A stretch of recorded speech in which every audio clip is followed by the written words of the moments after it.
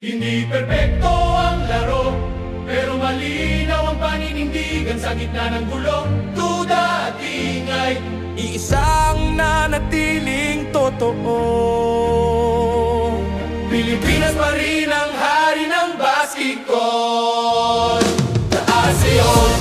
Eligibility issue pa bagong patakaran. Parang hindi patas ang laban mula sa simula pa lang. Mabilis ang buo ang koponan, halos walang ensayo. Pero pagbanda na ang dala, buong puso ang puhunan nito. Lahat ng laro, unang quarter kami ang humahabol. Mabagal ang simula pero hindi kailanman natatalo. Hindi to tungkol sa ganda ng galaw o papogi ng laro. Ito yung klase ng panalo na hinuhugot sa hirap at dugo. Semifinal kontra Indonesia, dikit bawat sandali. Sendike, halos mapatid ang hininga. Sa kabal bighati, fourth quarter kontrolado. Disiplina ang sandata.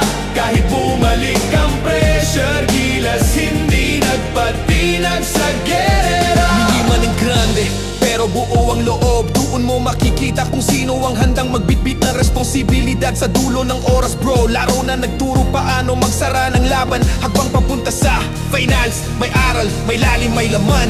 Wow!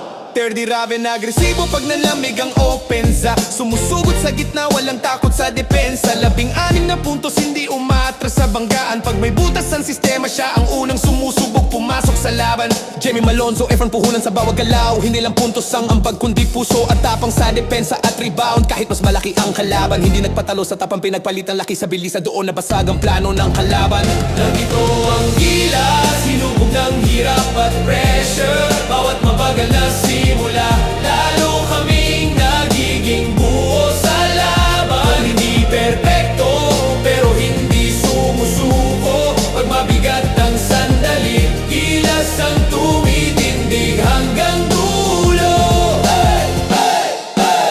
Cedric Manzano, tahimik pero ramdam ang ambag. Second chances, offensive boards, laban sa pagod at galit ng oras. Hindi headline ng pangalan pero balanse ang hatid. Sa gitna ng kaguluhan, siya ang nagbibigay ng tibay at kapit. Hindi lahat ng bayani nasa spotlight. May iba na sa ilalim, gumagawa ng tama sa bawat play at bawat fight. At dahil sa ganitong galaw na hindi laging napapansin, nanalaw ang mga kapunang marunong pahalagahan na lahat ng bahagi ng misyon. Ito ang gilas, hinubog ng hirap at pressure. Bawat mabagal na simula, lalo kaming nagiging buo.